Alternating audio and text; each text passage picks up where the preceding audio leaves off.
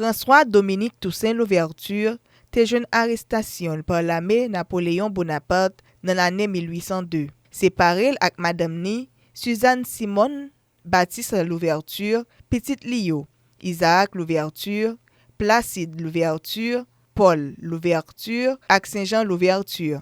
Menel nan pays la France, kote yo incarcéré dans Fort de Joux à Pontarlier. An koute yon guide nan fort a kap expliquer ki jan, nan ki kondisyon ak comment général Toussaint Louverture te mouri. Toussaint, dans sa cellule, avait une table, une chaise, un lit, un petit buffet, une baignoire qui lui sortit au bout de 3 semaines. Alors là, on est vraiment à l'identique de ce qu'était Toussaint. Et on voit bien les mesures de sécurité, les 2 rangées de barreaux, le mur de briques, la petite lucarne qui était fermée une demi-heure avant la tombée de la nuit et levée une demi-heure après la levée du jour. Voilà. Alors, quelles étaient les conditions matérielles de la vie de Toussaint?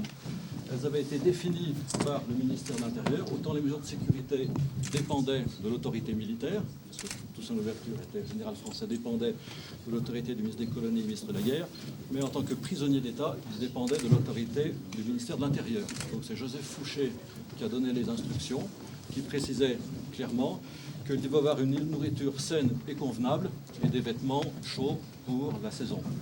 Donc, sécurité, mesure de sécurité maximale, parce que Toussaint Louverture représente un grand danger, mais des conditions convenables, parce qu'il faut le maintenir en vie, il y a des choses à dire, il y a des choses à traiter avec lui. Donc, l'autorité préfectorale va passer un marché par adjudication.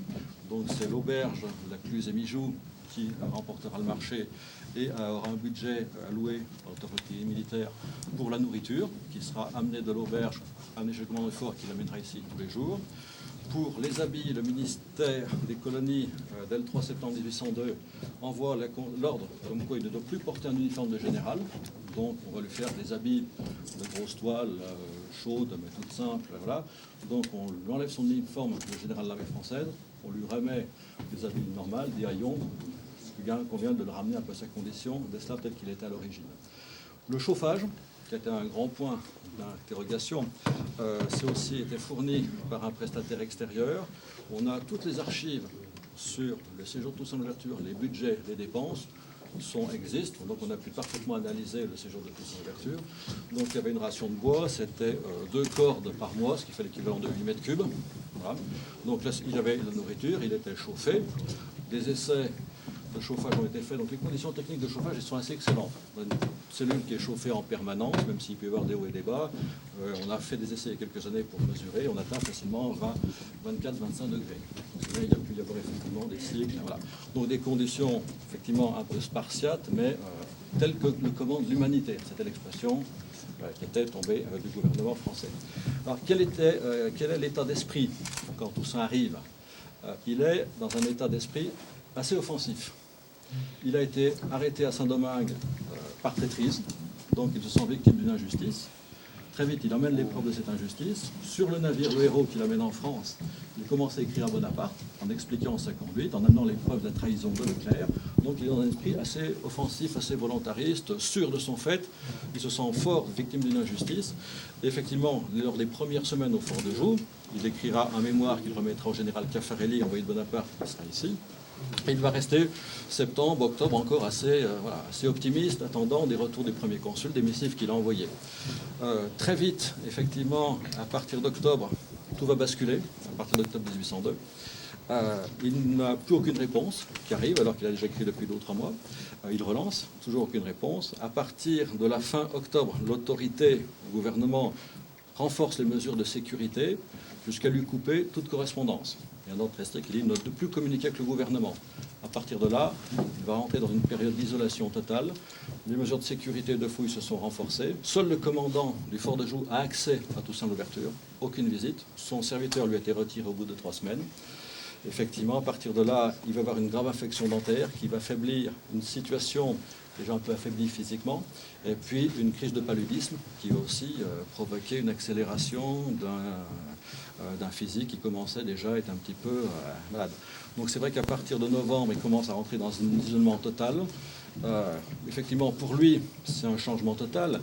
Il est tout seul, il n'a plus de nouvelles de sa famille, il n'a pas de nouvelles de Bonaparte, il ne veut pas lui répondre et donc pouvoir se justifier devant l'histoire. Il y a un changement de régime alimentaire, puisque l'alimentation ici c'est plutôt salé, des fromages, des salaisons, des biscuits et du vin. Et surtout, effectivement, il vit, à part la visite du commandant du fort le matin et des fouilles la nuit, dans un silence total et une obscurité totale. Si on peut... éteindre, Jean-Yves, éteins s'il te plaît. Au-dessus, là, à l'entrée. Là. L'interrupteur est au-dessus. Voilà. Ah bah, est-ce que vous pourriez, voilà, pour voir si vous pourriez enlever la lumière. À part un peu la lueur du jour et un peu le feu de la cheminée, Voilà ce que vous voulez. Voilà. Oh, mais... dans un silence, une obscurité, tout seul avec ses pensées. Il était déjà malade à Saint-Domingue. C'est bon. La crise dentaire et le paludisme vont le déstabiliser encore plus. Et à partir, effectivement, de décembre 1802, janvier 2003, le moral s'est affaissé, il ne combat plus, donc la maladie a un boulevard. Et petit à petit, les comptes rendus du commandant du fort évoquent l'évolution des physiques de Toussaint. Il est paralysé d'un bras, il a des boursouflures et des vomissements. Et le 7 avril 1803, quand le commandant du fort rentre, et dans son compte rendu, il met en lui portant les vivres à 11h30, j'ai trouvé Toussaint à l'ouverture, mort devant la cheminée. Je vous montre dans quelle situation. La mort de Toussaint à l'ouverture, le 7 avril au matin. Donc, Toussaint à l'ouverture, qui avait son lit là, s'est levé, a allumé le feu, où il s'est réchauffé une petite panade. Donc, et quand le commandant du fort arrive, Toussaint est dans cette position, assis sur la chaise, le front appuyé, un bras raide et inerte. C'est comme ça qu'il est trouvé mort. Le feu était en train de s'éteindre, la panade était presque brûlée, donc ça veut dire qu'il est mort entre 10h30 et 11h le 7 avril 1803. Voilà. Il est mort assis, debout. La posture debout avait été toute sa vie, il est mort debout, c'est un peu un clin d'œil.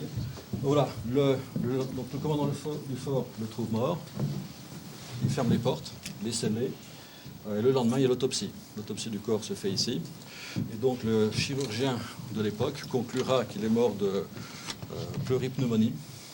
Une analyse, effectivement, qui sera confirmée par des médecins haïtiens il y a une trentaine d'années.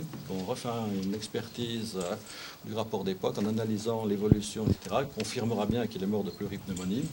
C'était un peu le résultat déjà d'une vie très agitée, très exposée, et puis surtout d'un affaiblissement physique à partir de l'automne 1802, par effectivement l'extraction de 5 dents qui l'ont décédé, la crise de paludisme, et surtout effectivement des conditions d'incarcération qui étaient à la fois de l'humiliation parce qu'on n'a jamais voulu lui répondre, on lui a retiré son uniforme français, on l'a ramené une condition un peu d'esclave avec des haillons, et puis effectivement un isolement total, un silence, rien du tout, l'obscurité, donc tout seul qu'on fait penser, le mental s'affaissant, effectivement les conditions d'incarcération ont accéléré un état physique très dégradé. Donc le corps sera effectivement, après l'autopsie, transféré en bas, il sera enterré sous l'ancienne chapelle du fort de Joux, qui a aujourd'hui disparu, où ont disparu les restes et où il serait localisé. En me renversant, on a abattu à Saint-Domingue que le tronc de l'arbre de la liberté des Noirs, il repoussera par les racines, parce qu'elles sont profondes et nombreuses. Ces dernières paroles, Toussaint Louverture t'a dit, dans le moment où tu as arrêté, dans l'année 1802.